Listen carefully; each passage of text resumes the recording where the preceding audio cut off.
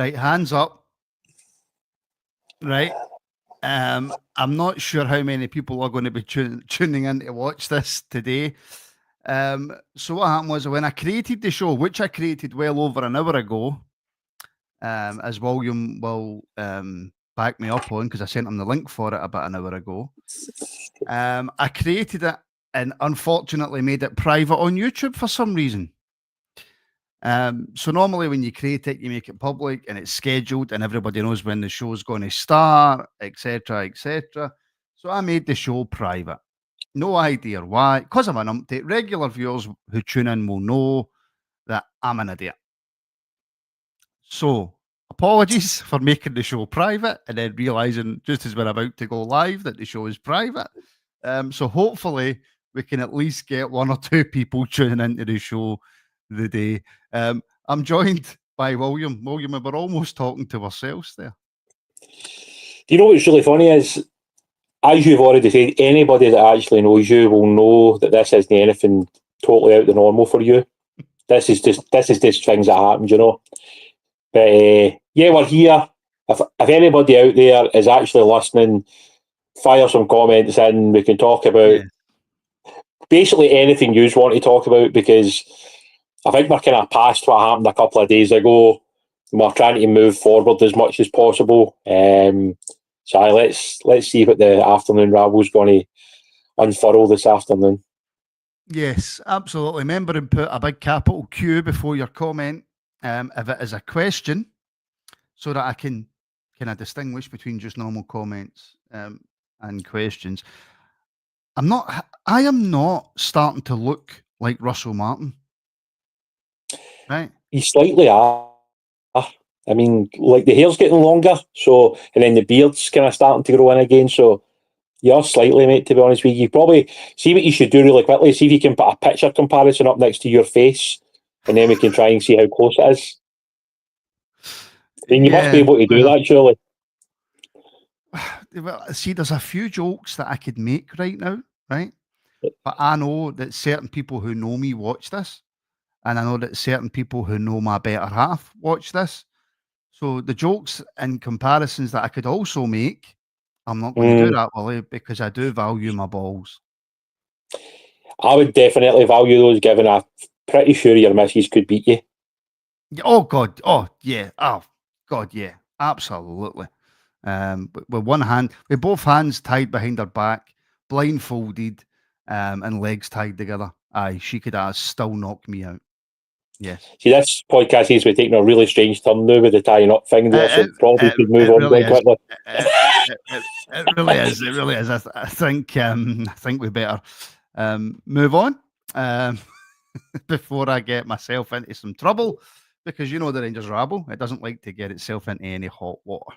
Right, Absolutely not. Right, we've got a few questions coming in, so I'm going to get. In fact, I'll go to this one first. Right? Okay. Because this is something that I've spoke about a little bit, Willie, but you're in a much, much better position to speak about it than I am. So it's from our very own Brian.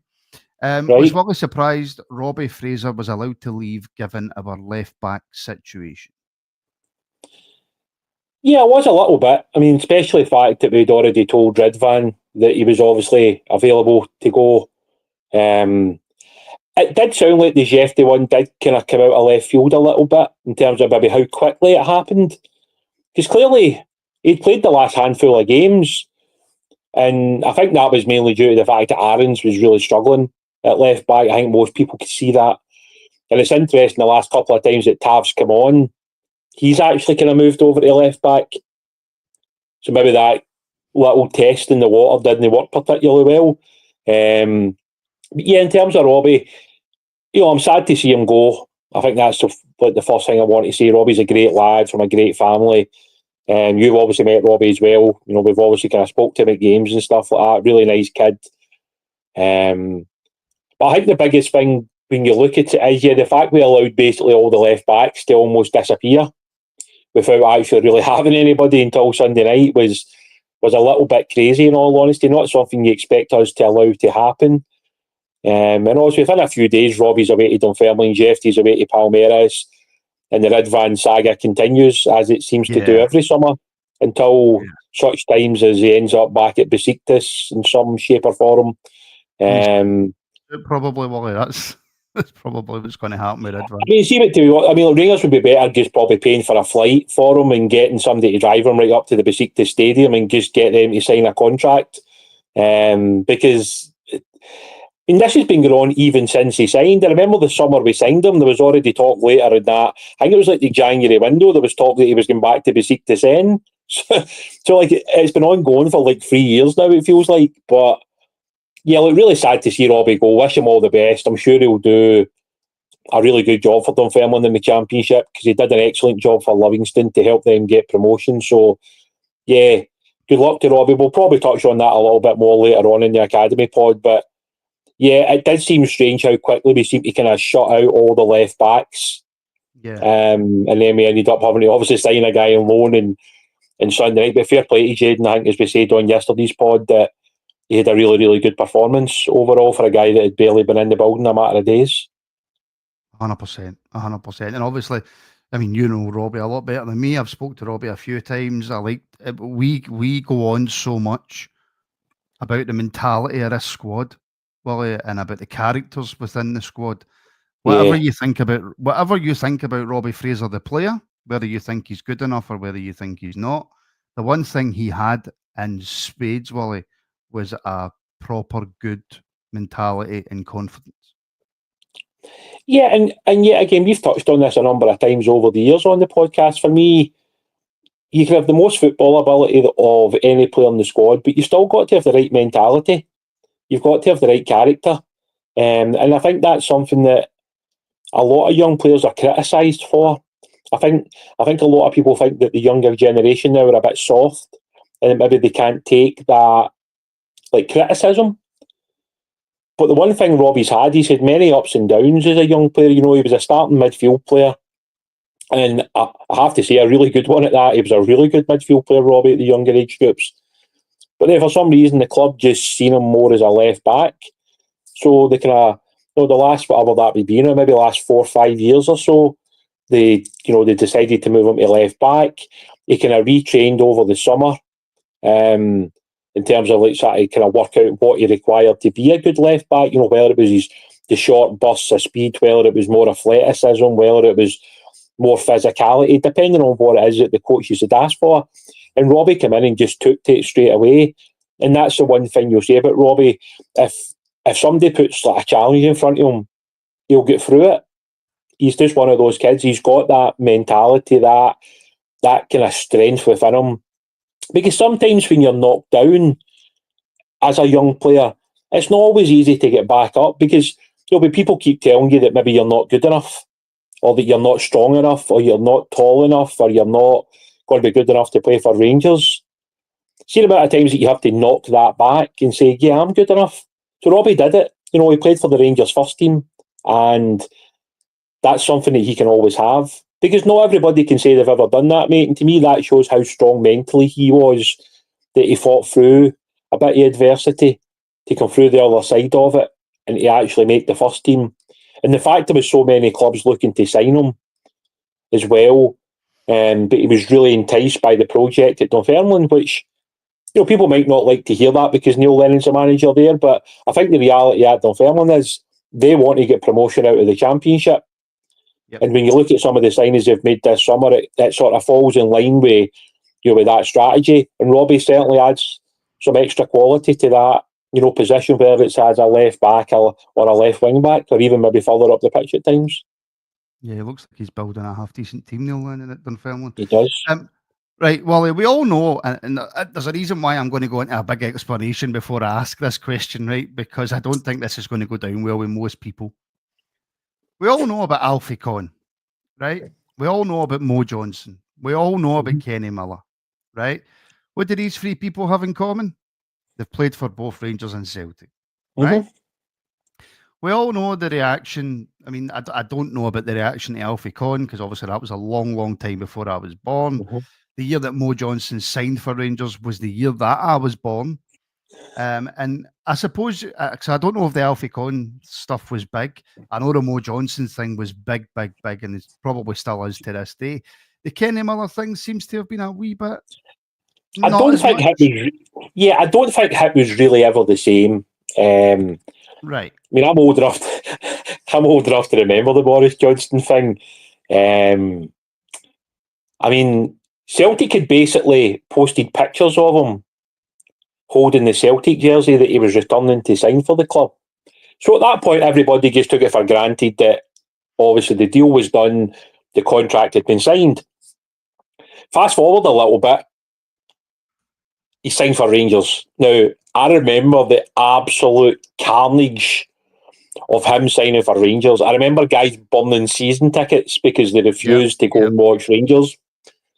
I remember guys refusing to go to the game. I remember guys refusing to celebrate when he scored, even against Celtic. A lot of people back then, and don't get wrong, look, the world's changed a lot since then.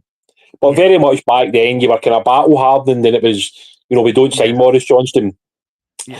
And it wasn't due to the fact that he played for Celtic, it was the fact that he used to do a certain thing. We're not going to get into what he used to do, but he used to do a certain thing when he used to score a goal, and that didn't really go down too well amongst a lot of the Rangers supporters, especially when he scored against Rangers. Well, there is a reason I'm asking, Molly. Yeah. There is a reason I'm asking, right? Could we see another person make that jump? Now, before you answer, for me, it's absolutely not going to happen, right? But I have seen this about social media. I have seen it in our comments. I have seen it everywhere, right? I think most people are joking, right? Most people are joking, but I think there's one or two people who are deadly serious. Now, I'm going to answer the question before I even ask it and before I give you a chance to ask it, right? It is an absolute no-go for me, right? Nope, not interested, don't want it. I don't think it's ever going to happen. But Singing the Blues is asking, would you take Ange Ball at Rangers? You would have to say yes. I mean, you would have to say yes, given. Yeah, but like it's based on the fact of what he's done in Scotland previously. So the fact that style of football worked in Scotland and he was highly successful with it, you would have to say that yes, if you're wanting to bring in a manager who has had success and that it's proven in this country, he's done it and he's been successful. So yes, from that point of view. From the other side of it, I don't imagine it would go down well with a lot of supporters because he's been the Celtic manager. But he's not actually transferring from Celtic to Rangers. He's obviously been to Spurs. Now he's available as a manager. So it does change it.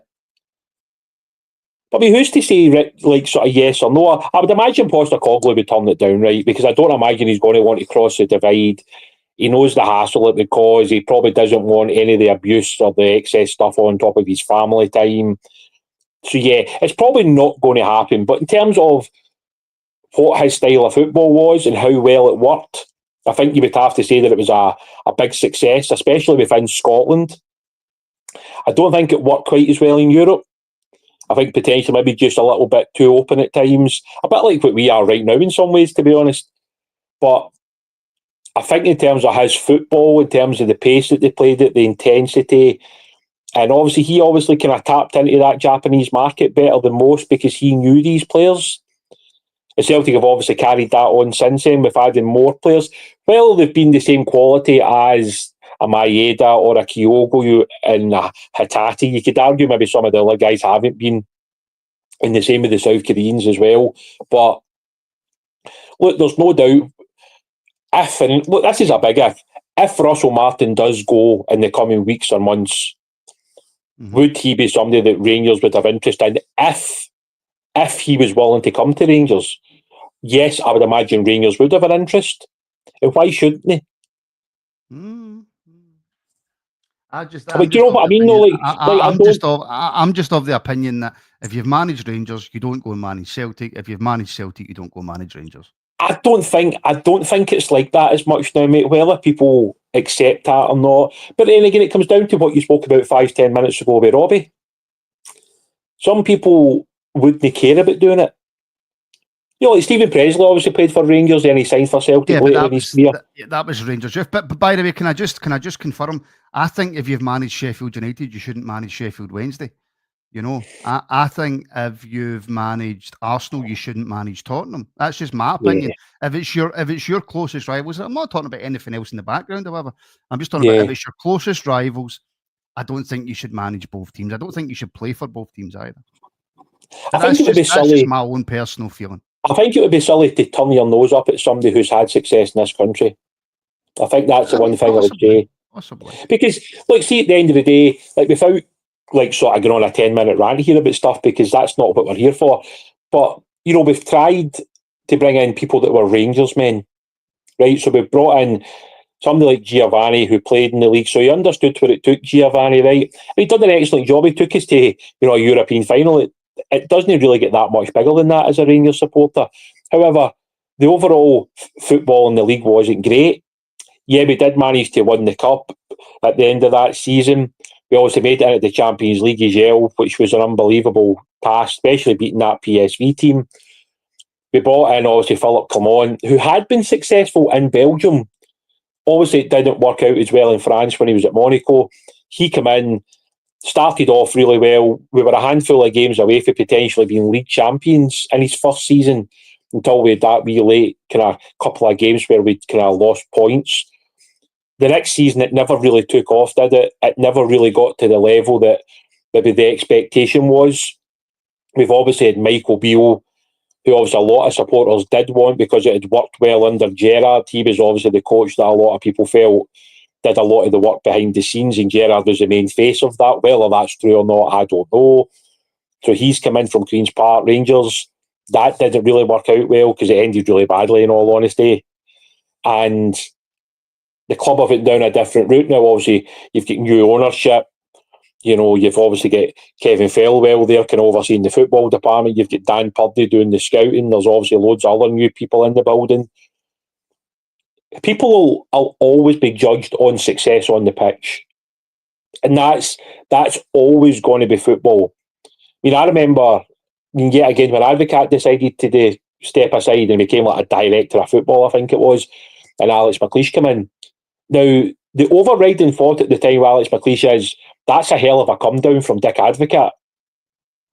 You know, you were talking about a guy who was probably one of the top managers in Europe at the time, and we went to Alex McLeish, who was like the Hibs manager. Do you know what I mean? So it's like, that's not the same kind of standard of manager. But Alex McLeish came in and he seemed to revitalise that team. Obviously, won, like, I think it was, he won the Cup double in his first season, didn't he, when he took over? Yeah. And then we managed to obviously win the league. In fact, was it a treble we won in the second season? I think it was a treble. Might have been the treble. Yeah. But yeah, look, so you can never judge who's coming in the door and say if they're going to be good enough or they're not. So Russell Martin's obviously had a hell of a difficult start to his Rangers career. We've managed to get through 2 really difficult rounds of European football to make the playoffs. We didn't play well the other night. Nobody can hide that. We didn't play well in the 2 league games so far. And we didn't really play particularly well in the cup game. At times we did move the ball a bit quicker, but still not where it needs to be. So if he goes, if somebody's going to throw down a name of a manager who's had success in Scotland, I think it would be silly for us to say straight away, no, we're not taking him because he's managed Celtic. If he was willing to come up here, and if he was willing to take the job, which I don't think he would do, I don't think you can walk away from that deal and just say, no, I see because you've managed Celtic, you can't manage Rangers. No, well, I mean, it's just my own personal opinion. Like I say, it's got nothing to do with anything in the background or whatever. It's just about, if you've managed a rival, you don't manage the other one. I'm just old school with that. Yeah, no, I get that completely. 32 months Cammy's been a member, and I know he's a sponsorship member as well. So Cammy, thank you very, very much for that. 32 months. I can't believe I've had to put up with him for 32 months. Yeah, right. So listen, there's loads of questions. I'm going to get back to them in a second. We do have to talk about Jefte leaving. Yeah. Oh, that was obviously confirmed quite late last night. That was confirmed.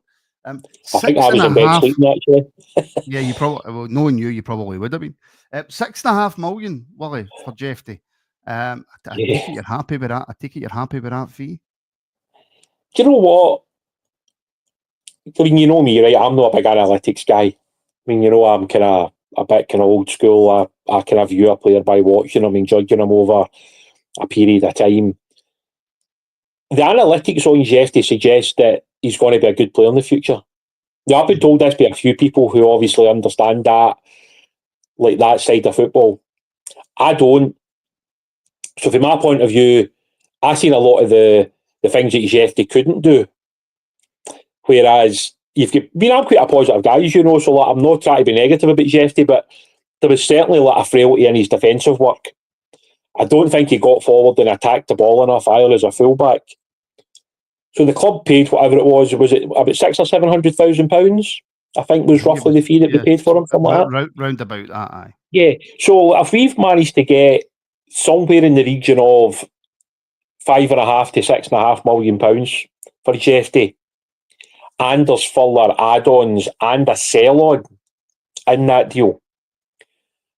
So that would suggest that Rangers also think that Jefte could then go again. Mm-hmm. So if that's the case, you might end up taking in £10 million for a guy that we've probably never really seen the best of. And I think that's a fair assessment of Jefte's time. Was he signed to play as many games as he was supposed to last season? I don't believe so. No. We signed him to have a rotational option with Ridvan. Unfortunately, I don't know if there's actually words for Ridvan, to be honest, the amount of times that he spent out injured, really.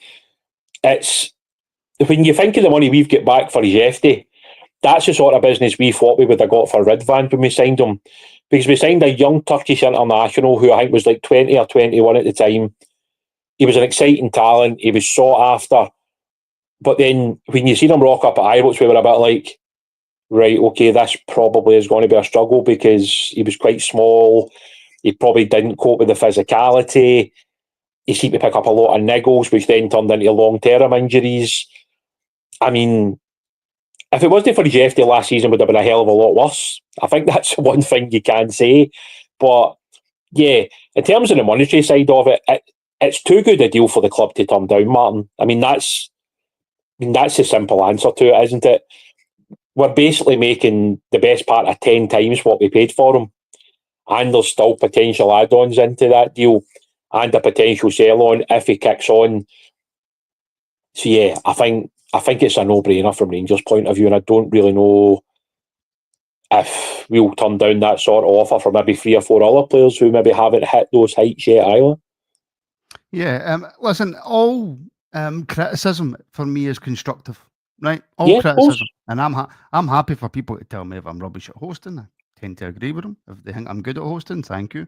If you think I do things right, you think I do things wrong, I'm all for it. And honestly, anything anybody can tell me to help me improve. And I just want to bring up this comment for Neil because I want to kind of explain a wee bit about, how the afternoon rabble sort of works. Martin never reads enough messages from viewers, too much opinion from his guests. Get the viewers involved and make it interactive. Now, this is meant to be a half an hour show. It may, no doubt with volume on, it's going to be a bit more extended, right? But it's meant to be a half an hour show in the afternoon, just to bring you the latest news and have a wee quick chat. What I tend to try and do is on the Monday nights and the Friday nights, as I try to bring in a lot more comments for people and I read them out and stuff like that. This show is more just about like a daily news type show, which is why I've asked today for questions. I bring up the questions for people and then I just try and bring up comments whenever I can, but I don't usually bring up comments, read them out and then respond to them unless it's the questions that I've asked for. This is a much shorter show, Neil. So just to let you know that's why this kind of happens on the afternoon rabble. However, and a lot of the times when I've got guests on, he works early, so it's fortunate that he can spend a wee bit more time sometimes on the afternoon rabble. But usually when I get guests on, it's usually their lunch break, so they don't have a show. Really. Yeah, and I think one of the other things, just a quick add-on to that as well, as Martin saying, see when you're actually hosting the show, the comments go like that. So, sometimes you don't even see them. So, me and Martin would apologise to anybody if you have put a question in. It's not out of malice or badness that we've not brought it up. Sometimes there's just that many comments going past that unless you actually set them aside and actually make a point of bringing those up, it can sometimes just pass by in an instant and you might not even see it because maybe you're reading something or you're picking up on something else. So we can only apologise for that, really, to be honest with you. Yeah, and yeah, like I say, I do try, and I do read all as many comments as I can as well. So it's just to let people know that if you've got comments in and you want them brought up, I'm not ignoring you. I'm trying my best with the limited brain that I've got, is effectively what I'm trying to say to you. But yeah, I'm a wee bit gutted, to be honest, that Jefte's away, because I think there is real potential there. I think he's only going to get better, to be honest with you, Willie. But I don't think we can't knock back $6.5 million for him at this moment in time. I just don't think we can do it. It's for if not the main reason that Russell Martin doesn't seem to like him. Look, see, at the end of the day, I think as you'll see in the comments, as you'll see on social media, the people at the football, everybody's got a different opinion. And that's what it's all about. I mean, I think that's why I've loved the football for as long as I have.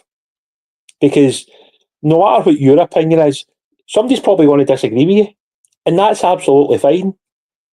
You know, and even when I go to, watch the Johnstone Burgh game on Saturday, you'll say, oh, that guy had a really good game today, didn't he? And somebody will go, oh, I thought he was shit. I'm going, that's absolutely fine, mate. All right, he's maybe about 5 cans into a really good afternoon out, sitting in the grass verge up the top of the hill, but it doesn't matter. That's his opinion, so that's all that matters. That's a few times now you've mentioned Johnstone Burgh. Have you got something you want to tell us, Willie? Are you switching allegiances to Johnstone Burgh? I've always loved the Borough, mate. The Johnstone Burgh are like my second team. If anybody's in Johnstone on Saturday, by the way, Keary Park, 2:00, Johnstone Burgh versus Pollock. You can pop into the social club, have a wee beer, have a steak pie, watch the Borough, sit in the wee 150-seater stand up the back of the the grass verge and just watch the world go by in beautiful sunny Johnstone. Listen, I'll tell you right now, I spent a lot of my youth in Shawlands, and my great uncle used to take me to Pollock Juniors. So, Mona Pollock. That's all I'm going to say to you. Right, that's quite enough of that for you.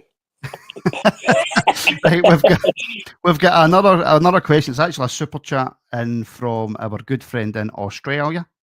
I'm getting better at the accent. Stephen Robertson, channel member as well. Thank you very much, Stephen. Wally, thoughts on Ben Davies? I still think he's a decent player, and I've said that to you as well, off pods and stuff. See, the fact he's an actual left-sided defender, given that we're trying to sign a left-sided centre-half, I just don't know why you wouldn't have utilised him in the short term until we got somebody else in the building. It's almost as though when Russell Martin walked in, he already had watched enough of the videos for last season, whether that was some of the players that were out on loan like Ben Davies.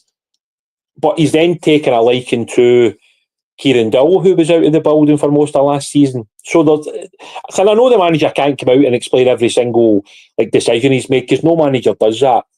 But I just thought in the short term, when you had somebody that could play as a left-sided centre-back in this formation, which it's difficult when you're a right footer and you're always trying to move the ball to the left-hand side, because it's not always as natural. Because you look at even the short spell that we had with Enciala, how easy it was for him to take the ball on his left-hand side and then ping it across the pitch, because he's natural. So I thought maybe in the short term we might have utilised him. But Russell Martin obviously set his stall out pretty early on, and these guys have basically been training and not playing games, which to me, I'm not saying we should play guys so we can sell them, right? That's not how football works to a large degree. However, we've now been paying this guy basically since he returned in June, into July, we're now into August. He's still on the books. Mm-hmm. He's probably on a reasonably good wage, probably in the 20, 25, 30 grand a week salary range. So, we're now, what is it, like the last 10 days of the window now, something like that. So, a hell of a lot's going to have to happen in these next 10 days. Because, see, when you look at, I've actually got my book here that's got 38 names in it still. Yeah. So that's how big the squad is. If you add in guys like Xander Hutton, like Paul and CEO, guys like that, like Kieran Wright, who might obviously not play a game, but they're still part of that first team that first team squad. You know, there's rumours yesterday that Jose Cifuentes is going back to the MLS with a loan with an option to buy. You know, they're still chatting in the background that Ben Davies might be going back to the English Championship. Ridvan's gone to Besiktas, that Dessers is still interested in going to AEK Athens. This window's probably been one of the worst in terms of the amount of movement there's been throughout the window. I don't think this helps us. The fact that there's like a continuation of, oh, we're signing this guy, he's leaving, he doesn't want to leave because he's on too much money. Like, this has been a terrible window in a lot of ways when you look at it. Yes, the backing for the board has been very impressive because we've spent, what we're looking at, £20+ million so far. Mm-hmm. But we've really only seen a small number of players go out the door, Martin. In comparison to what we've brought in, we've actually not really got rid of that many players. You know, you're still sitting with Robbie Matondo, who's probably not really got a future at Rangers. Do you know what I mean? I don't know if Kieran Dill's going to have a future once everybody's fit and ready to play. It just... And yet again, like, the problem with somebody like Ben Davies as well. Yeah, Ntiala. I mean, obviously Robbie Fraser was obviously there. We could go to Ridvan. I mean, it's just like the list is endless. Like, and as you can even add in guys like Bailey Rice, like Paul and Seal, like Xander Hutton. There's Josh Gentles. There's been talk that Eagleman could go. You know, like it's been a crazy window. And I'm not apologising for the manager here, right? Like, I hope people don't take this the wrong way, but this isn't how you want to do business every year. Because this is all we've done every summer for the last 4 years is 10 guys in, 15 guys out, 15 guys sign the next year, 12 have gone out. That's not how a good football club runs its business. No. Like, see, every summer, you should maybe be signing 5 players maximum every summer. And then, like, over that summer, you might sell 1 or 2 players, and that money recruits the money that we can sell on the next group of players. And yeah, again, this summer's been another kind of show in terms of far too many players are still sitting in the building that don't want to go out. Ben Davies is out of contract in a year's time. So what do we do? Do we just clear the wages off the wage bill? Do we allow him to go for free? Or do we try and get something for him? And I think that's why this, when the bid came in for Jefte, they just couldn't turn it down because there's not exactly a huge amount of other bidders out there that are wanting to pay that much money for the guys that we've got sitting in the building. Yeah, it's actually, when you look at the amount of players we've got, it's actually crazy. And like you say, somebody told me the window shuts on the 13th of September. No, I think that's one of the others. Well, I mean, I can read the list out, right? Like, just super quickly, right? This is the first team squad. Jack Butland, Liam Kelly, Kieran Wright, Mason Munn, but he is out on loan. Robbie Fraser's obviously been sold. James Tavernier, Max Aarons, Ridvan Yilmaz, Jefte, who's just been sold. Clinton Enciala, Leon King, John Suter, Dujon Sterling that nobody talks about, but he is still here. Ben Davies, Nasser Giga, Manny Fernandez, Robin Proper, but he's obviously been sold. Joe Rothwell, Nico Raskin, Mohamed Diamande, Connor Barron, Bailey Rice, Paul and Theo. That's only half the list. Tello Asgard, Kieran Dill, Jose Cifuentes, Leo Cameron, Nedim Bayrami, Sander Hutton, Robbie Matondo, Finlay Curtis, Oscar Cortez, Ross McCausland, who is obviously just out on loan currently, Jedi Gisama, Cyril Dessers, Danilo, Hamza Eagleman, and Josh Gentles. Yeah, it's a crazy. I mean, that's took me about a minute to read out that. Mm-hmm. That's how many players are still at the football club. It is truly insane. I mean, see when you read that list, Martin, how many guys on that list do you think are actually going to be here come this like the end of this window? Well, if it is the 1st of September, then so I'm saying quite a lot of them. By the way, I've got to pull up Sharpie. That's a terrible pun. Talking Pollocks. That is a terrible, terrible pun, Sharpie. You should be ashamed of yourself. I think you should be muting him for at least 10 minutes for that. That's just outrageous. I think we should just mute him for life. But yeah, you know, it is absolutely crazy, the size of the squad. It's mental. And I did read out the squad the other day, actually. But I didn't add in the B team players who are actually still part of the first team. But actually, like, these guys are actually training with the first team as well. So, because some of them are too old to play for the 19s, some of them as well. I mean, officially, like they can play a couple of overage players, but you've got to consider now that these guys have been training with the first team for a reasonable amount of time, and you could throw in like Ryden Maguire. Ryden Maguire trains with the first team as well, the young goalkeeper, and it's like, it's crazy, mate. You could roughly read out the guys who you think could go. You would imagine Yilmaz could go, Nsiala could go, King could go, Davies could go, like sort of Bailey Rice could go out on loan, Paul and Seal could go out on loan, Kieran Dill could be loaned or sold, Jose Cifuentes looks as though he's going to go, Bayrami could still go, Hutton could go out on loan. They would obviously love to sell Matondo, but they probably would loan him just because he's in his last year. There's obviously still the chat with Hamza, Danilo or Cyril, that one of those three could go. Josh Gentles has got several offers for the Championship to go out on loan. This is all to be done in the space of 10 days, and we're still trying to sign players. Yeah. While we're still trying to play against St Mirren away, Bruges at home, and Celtic away. Celtic at home. Celtic at home, yeah. Do you know what I mean? So, we've got 3 games. We're trying to move about 15 guys out the squad. We're trying to sign about another 3 or 4 guys. This is all going on while we're trying to win football matches. It's literally insanity that this is ongoing. Yeah. Just... And by the way, that actually brings up a point as well from Gaz, who's now been a member for 14 months. Thank you very much, Gaz. Do you think there's a chance that Danilo could follow Jefte to Brazil? Is that maybe the only option we would have to get rid of him? And do you think we should be looking to offload Danilo? Look, you know me. Yet again, I'm not the sort of guy that wants players punted out the stadium or whatever. But my opinion about Danilo, probably after the first 6 months to a year, was that he probably wasn't going to be like the number 9 that we need, which is somebody that can take the ball in, hold the ball up, link the play better, a little bit more of that. I don't think Danilo does that well enough. And I think that's why he's probably not a first choice player for Rangers. From my point of view, if there was to be an offer for Danilo and it allowed us to keep, say, Hamza and Cyril, and then maybe add another striker into that equation, I think that would be a good win. But at the moment, it still looks more like Hamza could go or Cyril could go potentially. Yeah.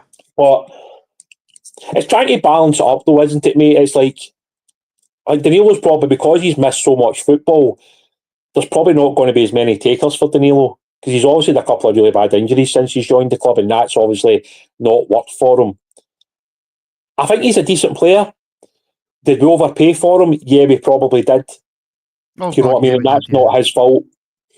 But at the end of the day, when you think of that, the outlay of money that we've paid on guys like Ridvan Yilmaz, the money we spent on Ben Davies, the money we've spent on Danilo, the money we spent on Matondo, the money we spent on Bayrami, that must be looking at the best part of 12, 15 million pounds for guys that you could argue right now are actually not really first team players, because if everybody had been fit, you're 10 million just for Danilo and Bayrami. And the scary thing is, see if Hamza and Cyril were fit on Tuesday night, there's every chance that Danilo doesn't even go on the pitch. Mm-hmm. And you look at Bayrami, he's been took out the European squad. Yeah. So, but look, this isn't like a criticism of the new people at the club, because these guys were here before they come in. This is just like they're having to deal with the mess that was left behind, and this is probably going to carry on for at least another 12 months after this year, because when players are under contract and they're on a good salary, Martin, they're not just going to walk out the door, are they? That's like something. Matondo's not going to leave until his contract's expired. So if somebody's not going to match his current salary at Rangers, he's not going anywhere. So he's just going to sit out the rest of his contract until next summer. Yeah. And look, why should he? And that's the thing. Anybody that's got a contract at their work that stipulates their pay, if somebody doesn't want to pay you as much to do the same job, why would you leave? And this is I suppose the only difference being with the likes of Matondo is, if I was Matondo, I'd be thinking to myself, well, if I just sit, because he won't get any game time this season, right? If I just sit on the bench or in the stands for a full season and then my contract runs out, is anybody else going to want to take me at the end when I'm on a free? I'm not so sure footballers think like that, though. Yeah, I'm not so sure they think like that. I think in his mindset, he would be like, well, I'm going to be a free agent next summer. I'll get a bit of interest. I'll probably still get £1 million a year off somebody. possibly, yeah. I suppose Because football's somebody, strange like that. Yeah. yeah, we see somebody like Matondo, right?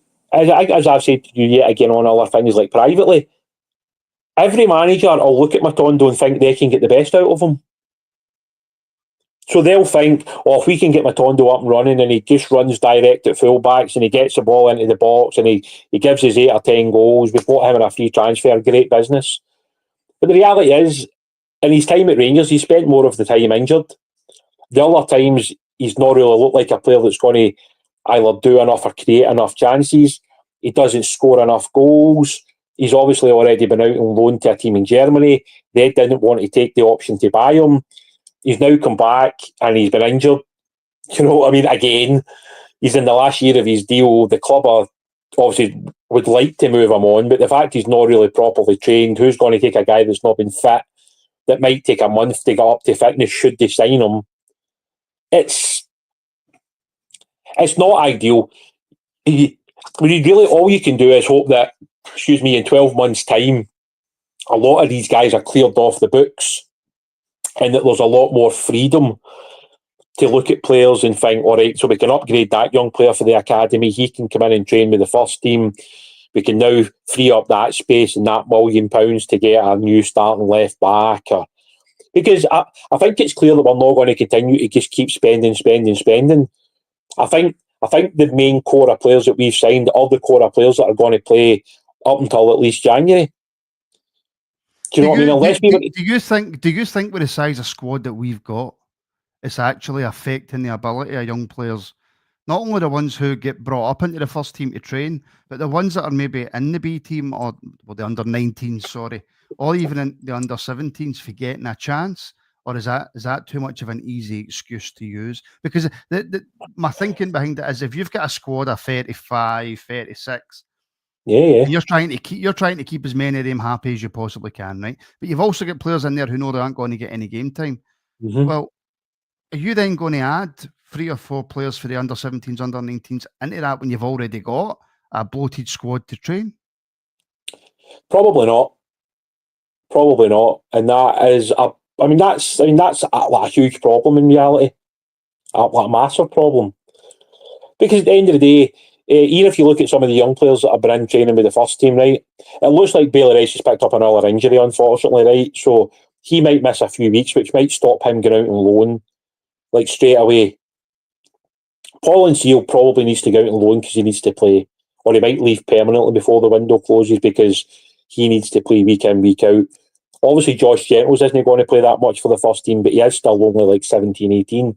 But he probably needs to go out and have a good championship loan.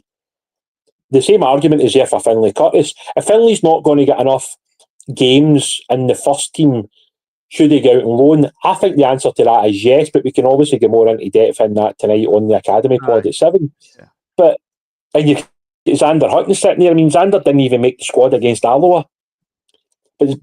But Xander just signed a new contract. So the club obviously likes Xander. But he needs to go and play, doesn't he? Because at the end of the day, I know it's like almost like sort of repeat. But the only way young players are going to improve is by going out and playing. And that's the only way they're going to get that. Yeah. Right, I'll tell you what I'll do. I'll bring up one more question, right? Right, okay. Apologies that there's loads and loads of them, right? I'm sorry, guys, I don't have the time to go through it all. But I should probably do this every day because there's so many questions. And I think I'm going to take this one for Billy Bear on Facebook. What if Martin goes? We will be left with a very expensive squad and long contracts. We can't get rid of the players, and we have now what it's going to be like to get rid of people Martin got in. So effectively, what if we let Russell Martin go? We're stuck with the players that he brought in, and a new manager comes in and doesn't like them. We've already got an extremely bloated squad, as we've just spoke about. How difficult would and I suppose the reason that Billy's asking that question is because I've said it and loads of other people have said it. I don't think Russell Martin's going to work. Personally, I think he should already be gone. I know that under the board that's not going to happen right at this moment. But if we did pull the plug on him today and brought in a new manager, well, with that already bloated squad, how do we possibly do a rebuild if we bring in another new manager? Well, first of all, we've signed about 4 guys on loan, so they would probably just get back to their parent club at the end of the season. Then next summer you would have another reset again, which isn't really what you want to do. See, to me, this is how I thought it would happen, right? Obviously, it's not exactly how it's happened, but I thought what we would do under the new ownership would be to appoint a head coach, right? So he's not the manager, he's the head coach. So he doesn't have a say in who we sign. So the signings come from Kevin Fairwell, Dan Purdy, the analytics department, the scouting department. So say, for instance, they've looked at the squad, right? We need 2 new centre-halves. So they look at Scottish football and go, right, we need 2 big, powerful, physical, what would you say, sort of commanding centre-halves, basically. They can play with they can use their feet. Yeah. So basically, they go to the manager, there's your 2 new starting centre-backs. Right, no problem. Okay, left back, sign a left back. This is my problem, right? And I didn't think we would do this under the new ownership. Russell Martin's obviously been allowed to bring in people that he knows and trusts, etc. But already that's coming under scrutiny because the criticism of Max Aarons so far has been pretty strong, right? He's obviously brought him in because he knows him. He's brought in Joe Rothwell, who has obviously started to split opinion amongst a lot of people, right? So the manager brought him in because he knows him. Now, you can go through each individual player and do this, but I'm surprised that we've done some of the deals we have because it doesn't feel like they're signings that should have been made under the new ownership. They're signing these players based on Russell Martin saying to Kevin Fairwell, I would really like to have this player in the building.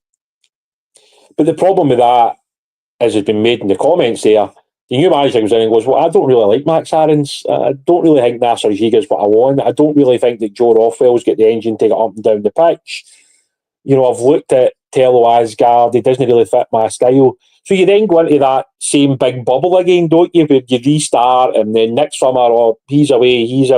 It's just that's why we need continuity. That's why we need a manager to come in and do well. And you see it for 3 or 4 years and the squad's not always in that turnover.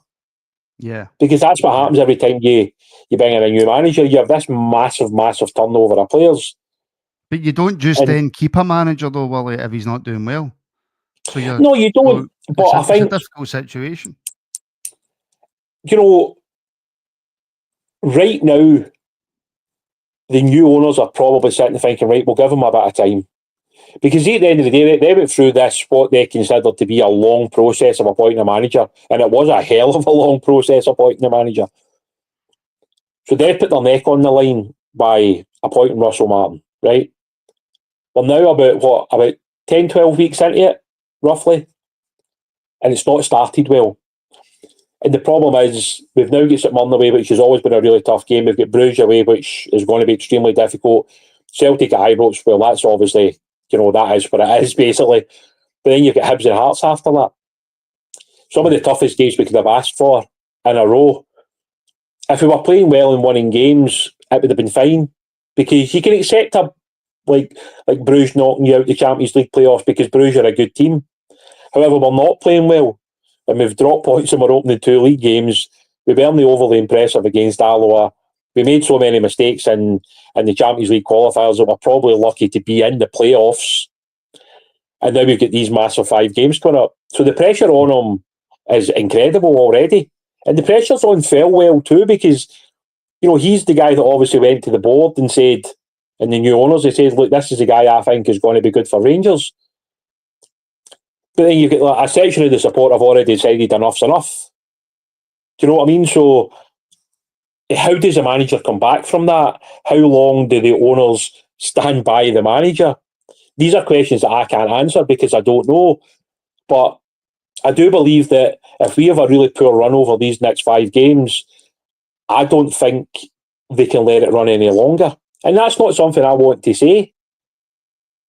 No. Do you know what I mean? I've never been one guy that sat on here and said, let's sack Michael Beale, let's sack Giovanni Van Bronckhorst, let's sack Philip Flamon. I've never been that guy that did it, and I'm not going to say that about Russell Martin. But if things don't improve pretty quickly, you could be 10, 12, 13 points behind in the league. You could be out of the cup because Hibs could beat us at Ibrox. So, like, there's so many things that, you know, could happen in this small period in time. And we'll just need to wait to see what happens over the next 5 games. Yeah, we will. We will. London, guys, it's almost Halloween time to call it a day. people only used to the long afternoon rabbles. Like I say, they're supposed to be half an hour, but I love it when Willie's on because we can just keep going. We can just keep going. We're back on again in 5.5 hours, guys. Make sure you tune in later on for the Academy pod at 7 o'clock and get all your questions ready. Absolutely. And then I haven't spoke to Connor much this week, but I'm hoping that the wrestling's on for the members tonight as well. It certainly should be. It better be. And I will wait and find out later on. Willie, mate, it is always a pleasure having you on. Thank you very much. A pleasure as always, mate. Thank you to everybody in the comments. Thank you for all the questions. Apologies, there was loads of questions I couldn't get to. I will do this every day now in the afternoon rabble. Get your questions in. It makes the show actually better, in my opinion, because it's your points, not my points, which is always better when it's somebody else's points rather than mine. So we'll do that every Monday to Friday on the afternoon rabble. Get your questions in. And we're back at 7 p.m. tonight. If you're watching on YouTube, please do hit the like button just before you leave. It's really helpful. It really does help out the show. Make sure you're subscribed. And if you want to help the show out a little bit further and get access to loads of extra shows and what can I say? How do I word this? Priority live show tickets. I'm going to leave that there. Priority live show tickets. I'm just leaving it there. I'm letting that sink in. Plus loads of other benefits as well. Then the links are in the description. YouTube or Patreon memberships, whatever one tickles your fancy, and you really help us out. That way as well. Like Wally says, we're back at 7 p.m. tonight for the Academy show. So from myself and William, by the way, thank you for all the super chats as well. Thank you very much for that as well. It really does help. So for myself and William, we'll speak very, very soon.